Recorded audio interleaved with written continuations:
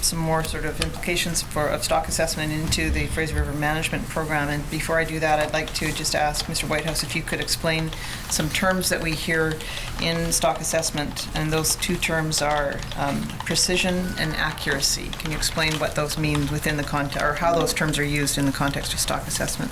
Quite important concepts, and they are technical in nature. I think probably the easiest way to summarize would be to say that when we're talking about precision, it's a statistical concept, but generally expressed as a confidence interval around an estimate. So if we say we've got 100,000 fish plus or minus 10%, the confidence interval expresses the precision of that estimate. Operationally, or from a fundamental perspective, it also tells us something about the degree of effort that went into the survey.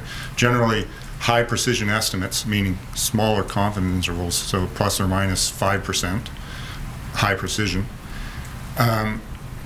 are surveys that have resulted in or been generated with high effort surveys. When you're talking about lower precision estimates, those are confidence bounds are quite large, plus or minus 40%, for example. Generally lower effort in terms of generating the estimate. So you can have both high and low precision estimates.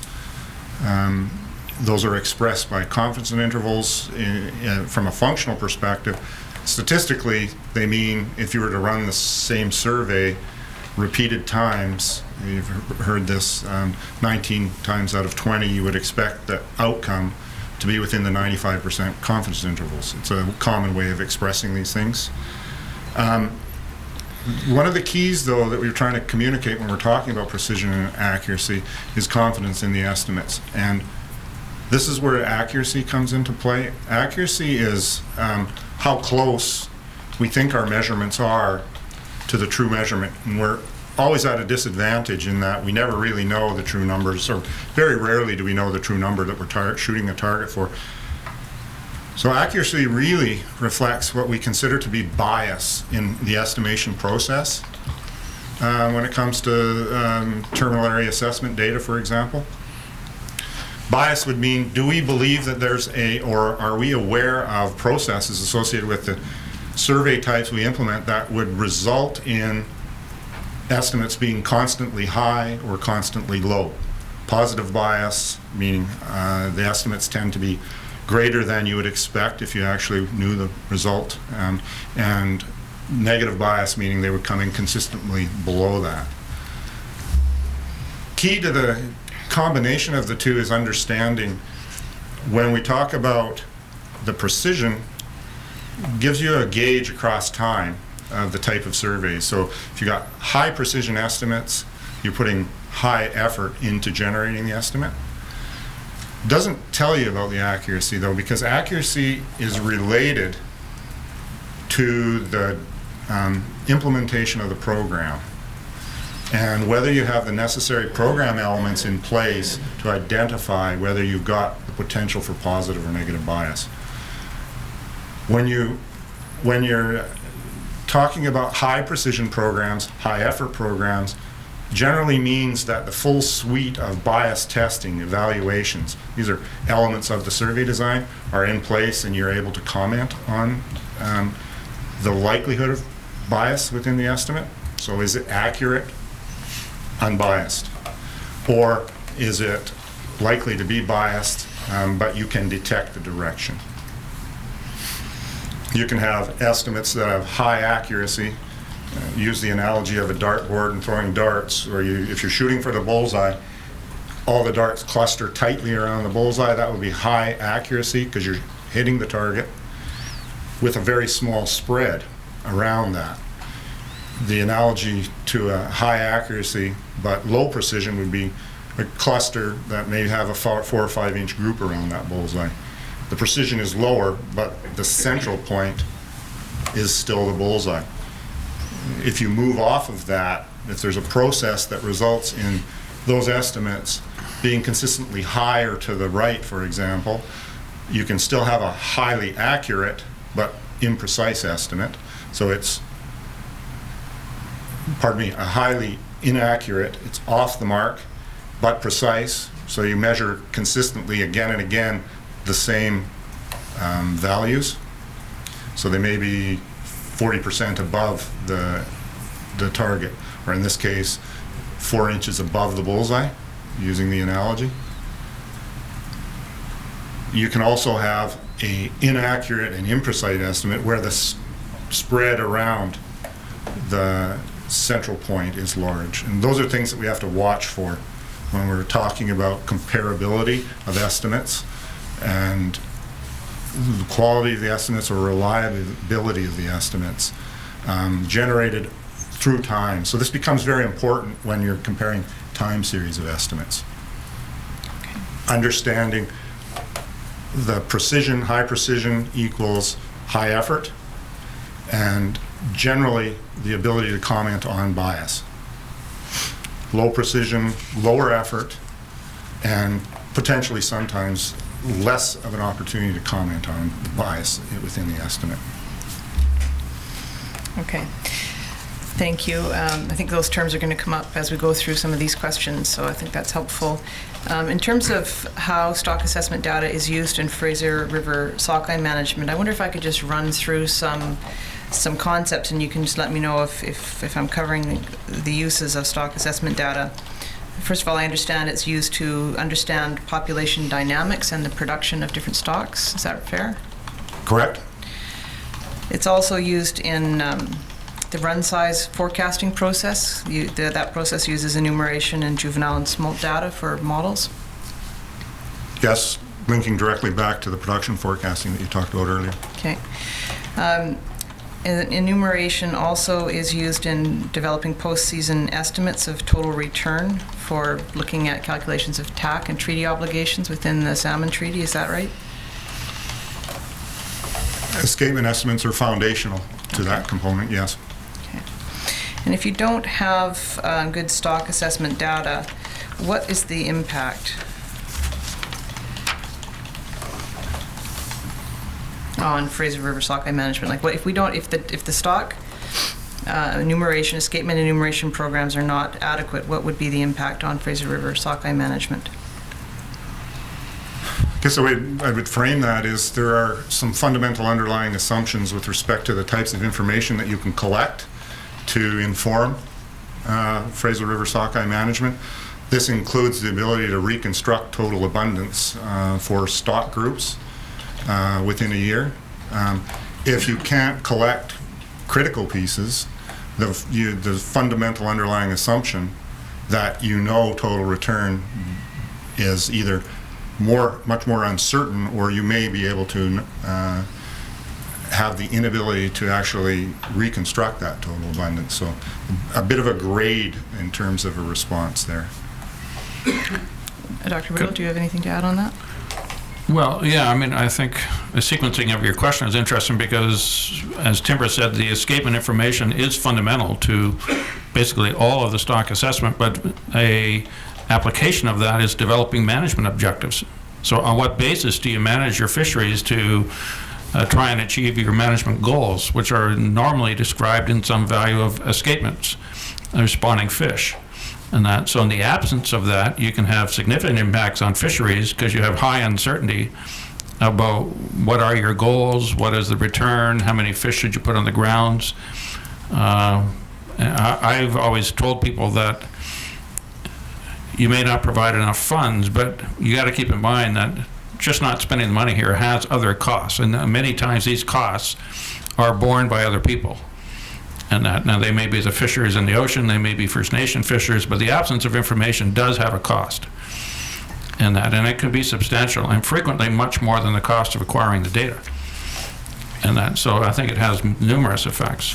Methods that you talked about earlier, Mr. Whitehouse, we have, or you use in Fraser River sockeye, you use both high precision and low precision methods, is that right? That's correct. And when do you use high precision methods? What would you consider a high precision method, and when would it be used? High precision methods are employed primarily to enumerate large escapements, and it's linked to key drivers in terms of abundance. The major targets associated with fishing in a given year, large escapements, we use high precision estimates. These are techniques like marker capture, surveys, fence counts. We've recently started using hydroacoustics, DIDSON techniques to enumerate spawning ground methods. And also annually calibrated visual surveys, cyclical visual surveys. So those would be high precision methods. Okay. And is there a cutoff, or is there some number that you use to determine when you're going to use a high precision method and when you're going to use a low precision method? Yeah, relates back to Brian's comment and mine earlier about the fundamental assumptions underlying management requirements. We use a abundance cutoff to make a determination of the type of survey to apply. It's currently set at 75,000 spawners. Above that, an estimated abundance of 75,000 spawners, we aim to deliver high precision estimates, so that would be marker captures, fences, DIDSON counts, or calibrated visual surveys. Below 75,000, we use a suite of low precision estimation techniques. These include visual counts that are not calibrated annually. Visual counts run a gamut, so there's a degree of confidence associated with them, from sequential visual surveys down to peak live counts. We also use, in systems where you can't count fish visually, effort-based surveys, which include recovery of carcasses as an index of fish present on the spawning grounds. And are all Fraser River rated every year?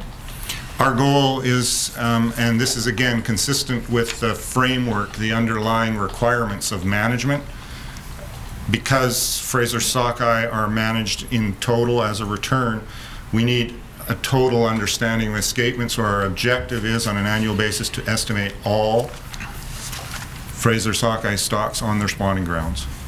And has that objective been met in every year?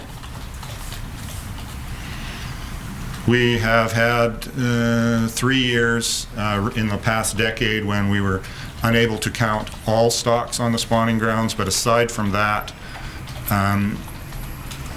yes, we've been able to enumerate all expected spawning stocks within the Fraser annually. Could I just add, I'm just thinking of the question previous to this where you were asked about every year. The only qualification here is to keep in mind that every year is dependent on the Fraser sockeye cycle, and so I believe we say that there are 157 spawning sites in the Fraser River, and they're in various levels of populations.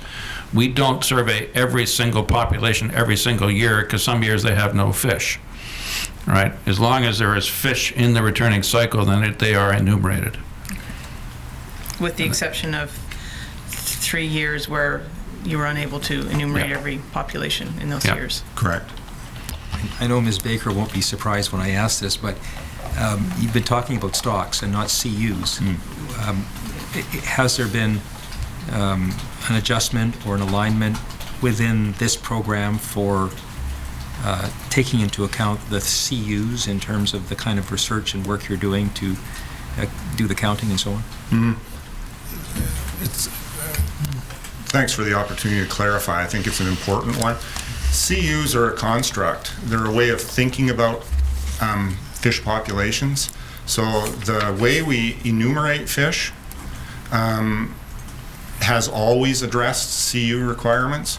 The resolution to which we count goes well below the CU level. I'll correct Brian, there's about 340 distinct spawning sites within the Fraser. And he's absolutely correct. All of those sites are not used by sockeye every year. It relates to the population cycles in abundance. The way the sockeye are counted allows you to roll the escapement data up to the level of CU. So escapement enumeration programs can easily accommodate providing information at the CU level.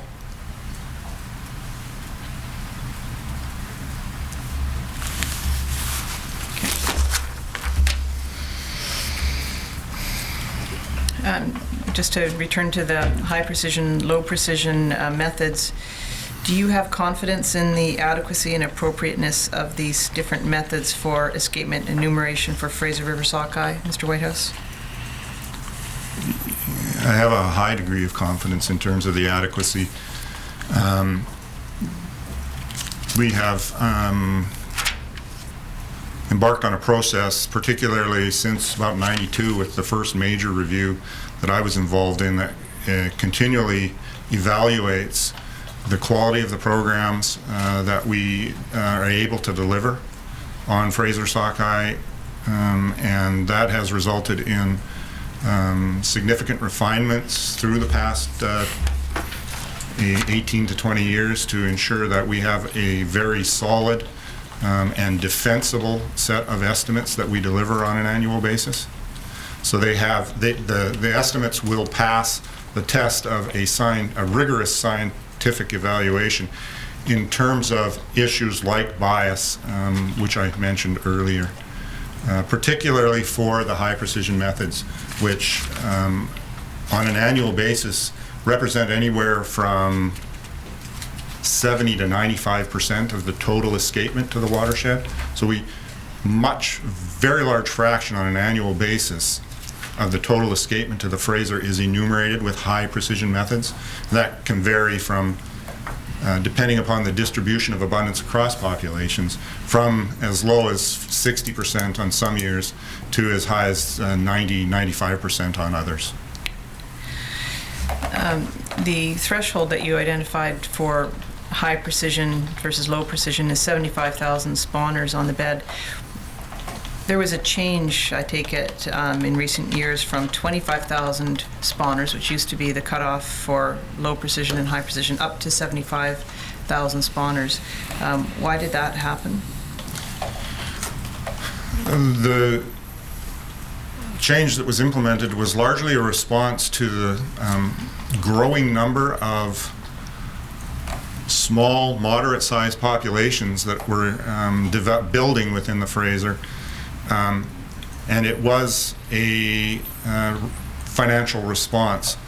With the larger number of populations building, there was a requirement for increased number of high precision estimates to meet the Fraser sockeye standard, enumeration standard. And with these larger number of populations, it was stretching the ability of our current funding to be able to deliver high precision estimates for all populations above 25,000. So we, in consultation with the Fraser panel, etc., moved the abundance threshold up to 75,000 to realize financial gain with minimal loss in terms of information quality to the overall management structure. Determine what the impact would be in changing that threshold from 25 to 75,000 spawners? There's a high-level overview looking at the distribution of population sizes within the Fraser to evaluate how many populations would really fall within the 25 to 75,000 range, looking backwards retrospectively to get a feel for what portion of the run fell into this category, as well forward-looking, given an understanding of where abundance trends were heading, what sort of number of populations we expected to see to maintain within that 25 to 75,000 range, and how much of the total abundance returning on an annual basis would be impacted by a move from previous high precision to low precision. It's quite a small fraction. So less than, in most cases, less than 10% of the total return, and in most cases, substantially less than that on an annual basis. There was a recommendation made in the Wappel report 2005 on this issue, and that's in Exhibit 14 before you, page 245, recommendation number 7. This was a report on the 2004 fishery, and the recommendation at that time was that the Department of Fisheries and Oceans reestablish the threshold of 25,000 fish for the mark recapture method to be used for the estimation of spawning escapement. That recommendation hasn't been taken up. And can you explain why that is?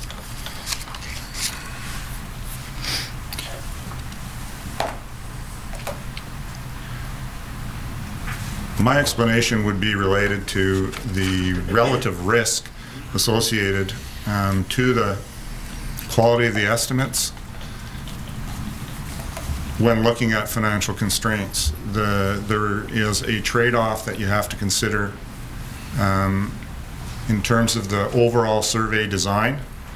And when we look at the risk associated with having more imprecise or lower precision estimates for a very small number of stocks on an annual basis, it far outweighs the risk associated with being unable to do enumeration at all on some components. So the financial constraints were quite severe, such that we were looking at having to drop activities or maintain a lower set of precision objectives for a very small component of the total return. So that trade-off is the issue that was driving the decision to continue with the 75,000 threshold. I want to emphasize that when we make these trade-offs, I think Timber referred to that there's a loss of precision, but what typically happens in mark recapture programs when you start to compromise the effort is that you put yourself at greater risk of the error or the bias. All right, and we at all costs want to avoid the bias error in that. And so it was actually not much of a debate, to be perfectly honest, that the trade-off between a very expensive studies for, you know, things that would be maybe in the 50,000 range, and that which actually in many other species the fishery officers and people trained in observation can get fairly good estimates, versus risking the accuracy of the major assessment programs. It was far better to put limited resources to get the best estimates for the most fish. Are you concerned that there has been a negative impact to Fraser River sockeye management as a result of this change in threshold from 25 to 75,000 spawners? I am not. I'd like to add one comment too, because I think it's important from a context perspective. When you look at the distribution of Fraser River sockeye stocks and populations that might fall into the 25,000 to 75,000 bound, we do not run into many instances where the likelihood is that spawner abundance looking forward in time is going to stay within that range. The capacities within the system are generally that if a population breaks out of some low abundance threshold and begins to grow beyond the 25 into the range between 25 and 75, it is largely going to make a significant leap and be well above the 75,000 bound within a cycle or two. So we're talking about very small impacts to time series of probably 1 or 2 generations, at which point it's going to move into the high precision bounds anyway. It's going to get to escapement levels that are going to exceed 75,000 very quickly. And that is in fact the case that we've seen in a large number of stocks that were in the early 2000s within this bound. They've then moved on that we are in a position where we don't have the flexibility. There are now escapements in the 100 to 300,000 range as opposed to maintaining a static 25 to 75,000 range. Have you had any concerns with the use of methodology for populations in that 25 to 75,000 range, so that population range that used to be enumerated with high precision methods and has now moved to low precision methods. Has there been any work done on those populations? One of the key aspects in making the move and in understanding how adequate the assessment tools that we're using are for estimating, and Brian mentioned it in terms of being able to satisfy bias issues in marker capture programs. In making the move to a lower precision estimate for a slightly larger program, for a slightly larger population, the issue really relates to is, do we understand how the survey techniques that we're going to use address the potential sources of bias, such that we may see consistency in underestimation, etc., in the tools that we're using. Marker capture gives us the ability to comment on that. When we switch to a low precision estimate, it's very important that you understand the interaction of the survey, the fish, and environment to understand how accurate and complete your assessment process is going to be.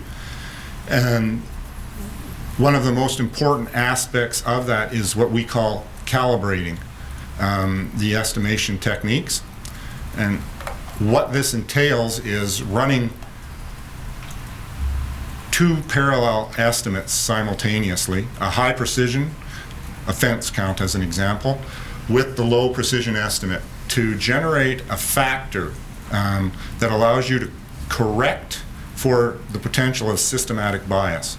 So this is an essential component that we require in order to make confident jumps between methodology types. Have you been able to do that calibration work for that 25 to 75,000 population or numbers? Yeah, we are under, that is work that is underway currently.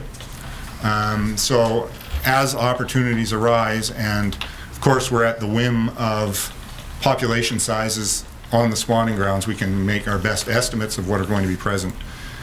We couple high precision estimates with a calibration program, the simultaneous operation of two projects, one of high and one of low precision, to allow us to understand whether we're seeing consistency in the type of patterns between one survey type and another.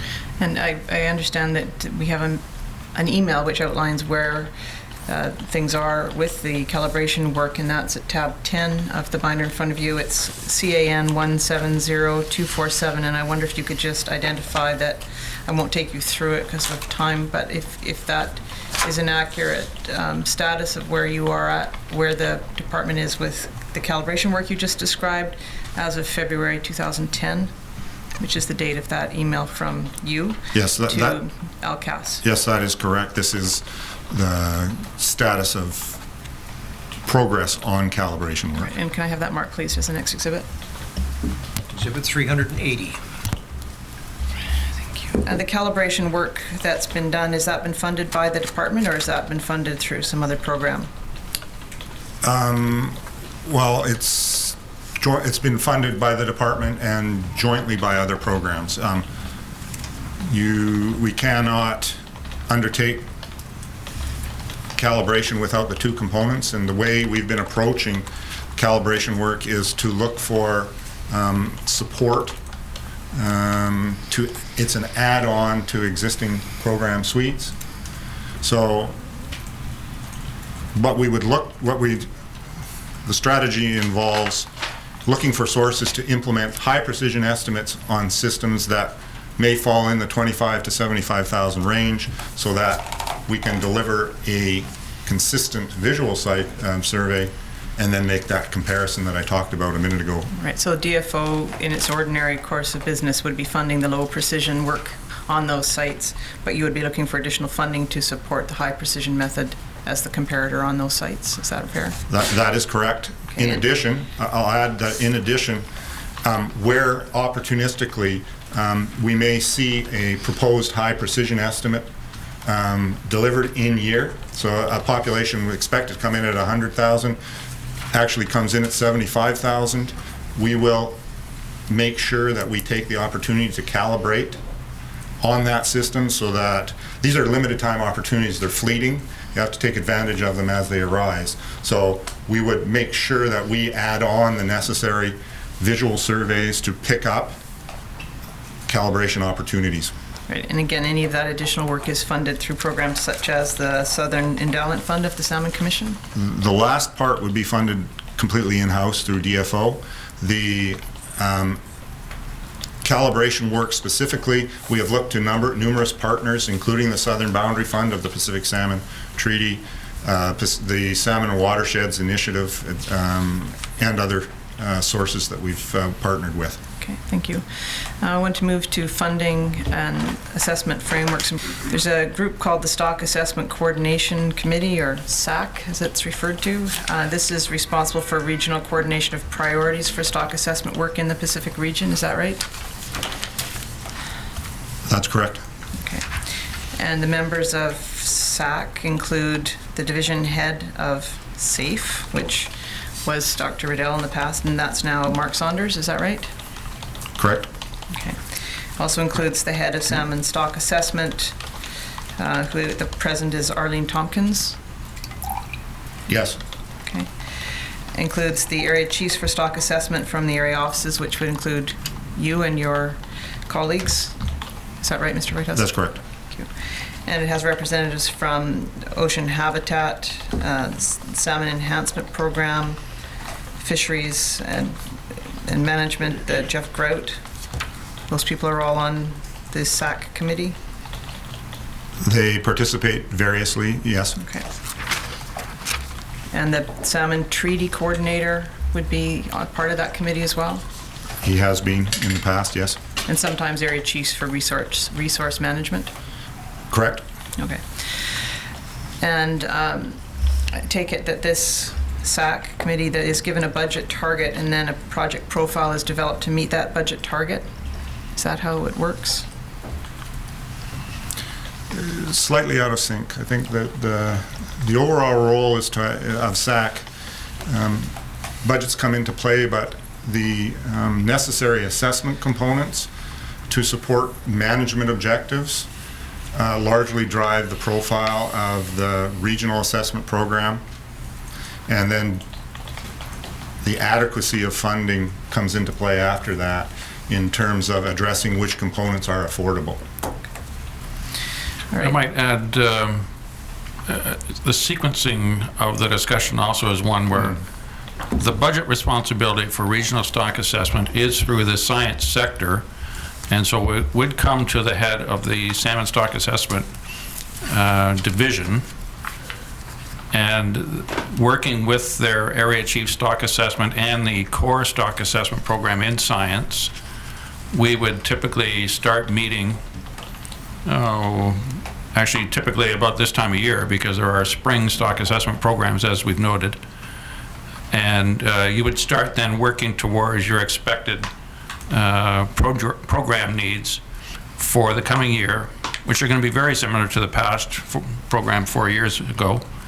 And you would start flushing out your budgets and looking at whether or not you had sufficient funds to meet the expected project needs before you would then go to SAC, because otherwise you're not really going to identify what the issues are to really address with the SAC members. Okay. In terms of the budget-based funding in the hearings, are both those types of funding part of the budget for stock assessment? Definitely, yes. Okay. Yes. Mr. Whitehouse, can you explain what currently is covered by B-based funding in the stock assessment budget?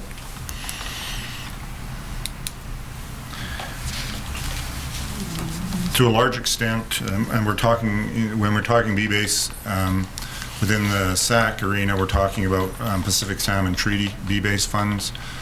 Those cover both salary and wages and most of the operational costs for projects delivered, focusing on all 5 species within the region. Maybe for clarity, though, we should identify A-base and B-base to beginning with, because A-base is what we would, within government, typically refer to as core annual funding.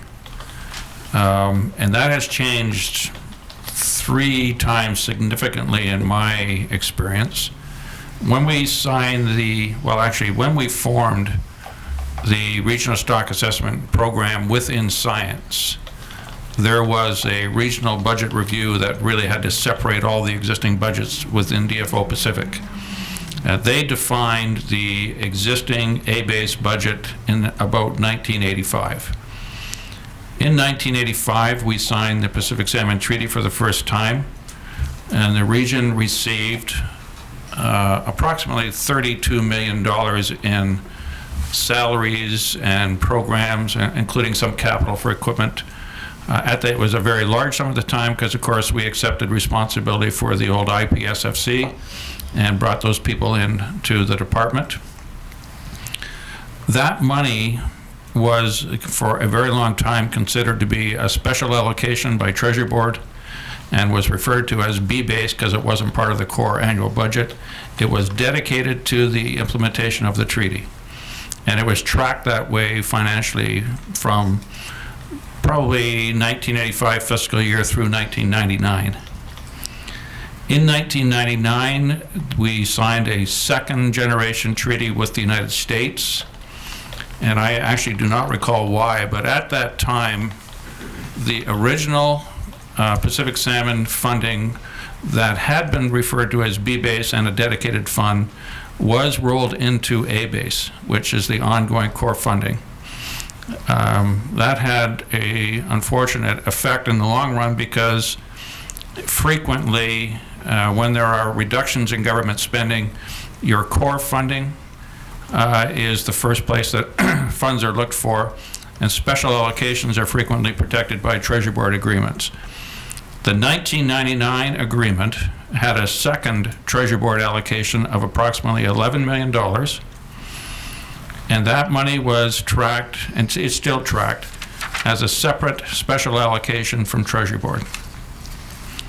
And of course, it's dedicated through DFO, but it is still tracked separately. And that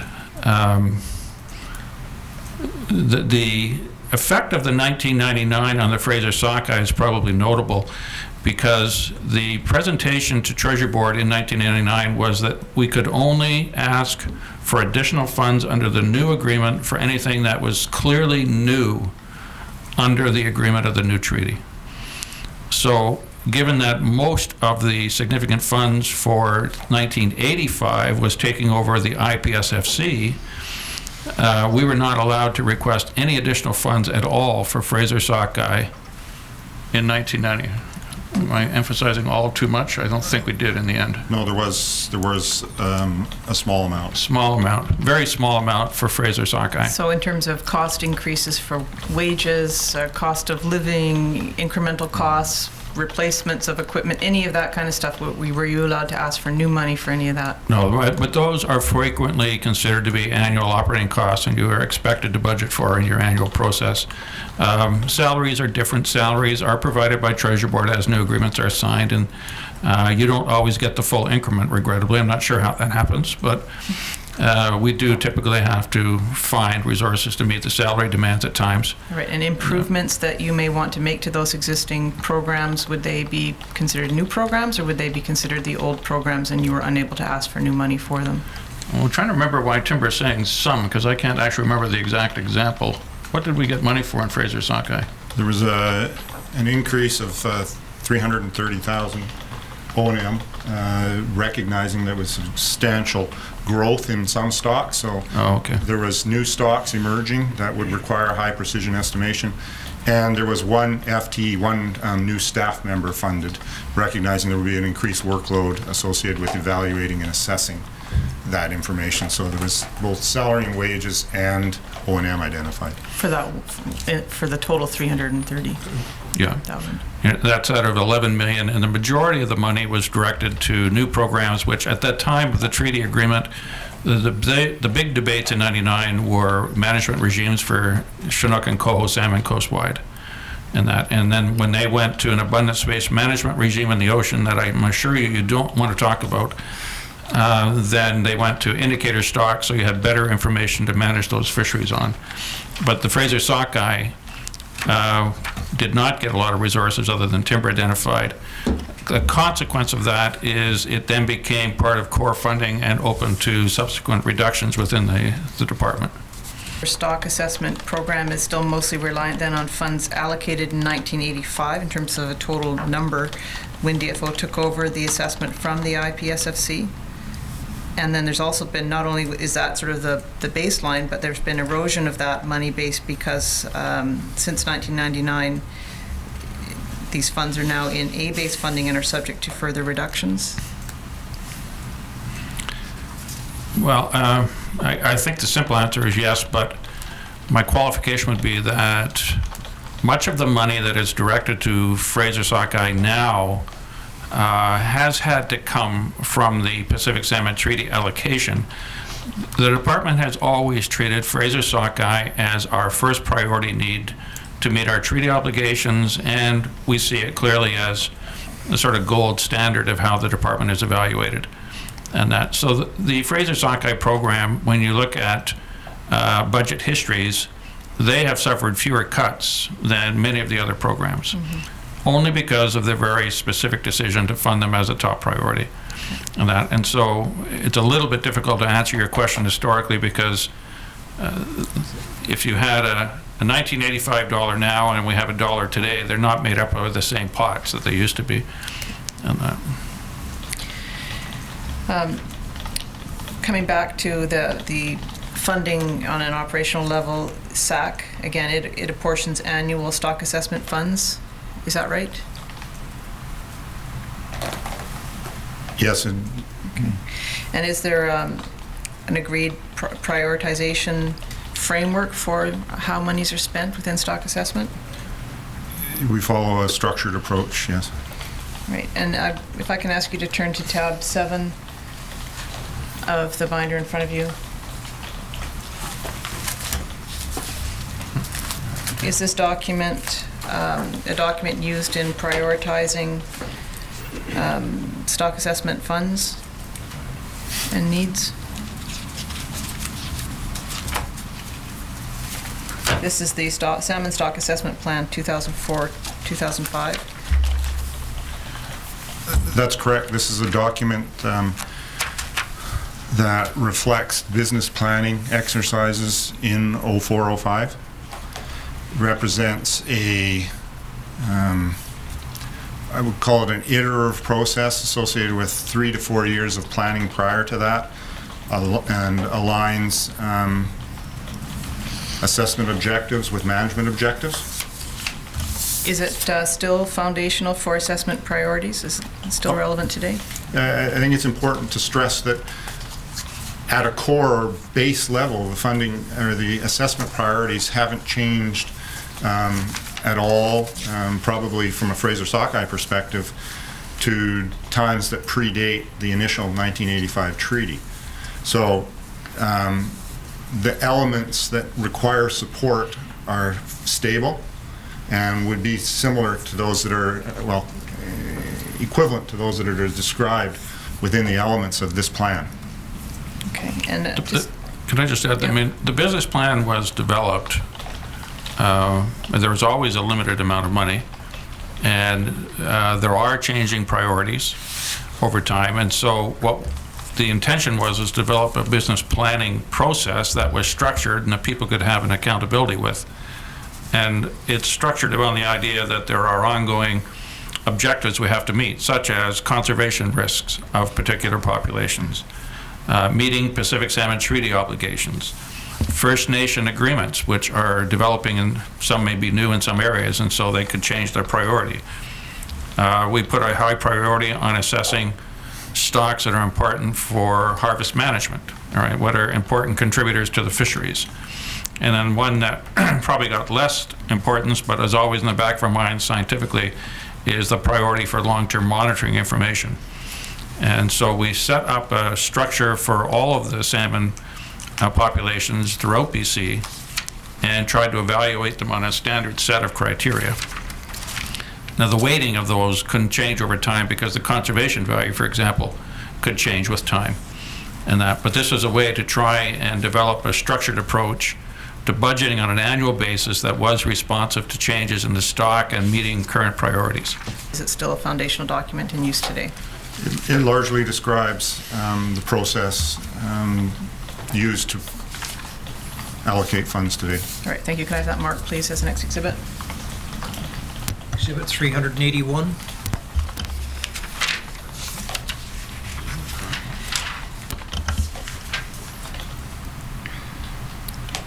And are the assessment priorities revised every year as you look at the landscape before you? The assessment priorities, meaning project profile, now let me step back.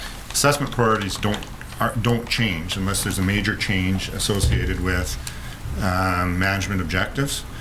The exception would be if there's emerging conservation concerns whereby we knew we had to redirect resources to address the ability to provide status comment for stocks that had reached very low levels, for example. But as I said earlier, the key drivers that underpin the management models don't change largely. So assessment priorities, with the exception of maybe emerging conservation-related issues, are quite static as well. But could I add that the assessment priorities do change annually. I mean, the criteria we set, we try to maintain to be consistent through time. But for example, a First Nation agreement, if there is a new agreement that comes into place with new deliverables and they require an allocation of funds would have to be met. We've already identified in Fraser sockeye that you have the cyclic variation in the number of populations. In some years, we would have had to allocate significant amounts of the budget to meet the demands in the Fraser sockeye. On the low cycle years, we could have up to $1 million. That could be reallocated to other programs to try and catch information up from other areas and other populations. So the budgeting process is actually different every year. The criteria don't change much. Yeah, I guess that was the point. The criteria don't change, but every year you're going to be applying the funds differently depending on... Every year is a different argument. All right. Yeah. And when are your budgets typically finalized for stock assessment in the calendar year? Well, which one? We have the preliminary, we have our near final, and our near final, and then final. Final typically is actually about mid-fall. Okay. Used to be. I shouldn't speak currently. And then, It may be slightly better than that, Brian's late August, September timeline, but you're right. It's well into the enumeration season. All right, so you've actually been implementing programs before the budget is finalized in any given calendar year, is that right? every year. Okay. Is there any impact from the late finalization of these budgets within the calendar year? Well, a full credit to the area chief stock assessments, because they were the ones typically, we always knew where we could, if you want to be most risky, and what we could fund and not fund. And so we would always plan within plus or minus 10% when we're looking at final allocations. And then we really had to track them continuously through the year. Formally, the government has a 6-month review, a 9-month, and then a final. And that at 6-month review, which 6 months into our year typically is September, and currently now apparently have full budgets. We had years where you really didn't even know exactly what the target was at 6 months. But what you would start doing, or what I did at the time, we would start looking at what the expenditures were in real dollars. And that because most of the programs are now pretty much coming to an end. Except Fraser sockeye assessment frequently into the fall. Those are so well budgeted that very, very seldom did Timber ever have a problem in trying to recoup money for pre-planned programs. And so really we were getting away with just really good people managing these budgets and understanding what the budget pressures were going to be. The 9-month review frequently is when I would have to do a lot of looking across budgets to make sure that I came out as close to zero balance as I could in the end. Surprisingly, I think in my 4 or 5 years, I think we only went over budget by very, very small amounts once out of 4 or 5 years. And that, but it is fairly tense in the final 3 or 4 months of budgeting, what it leads you to. Hearing is now adjourned until 2 p.m. Oh, I like this.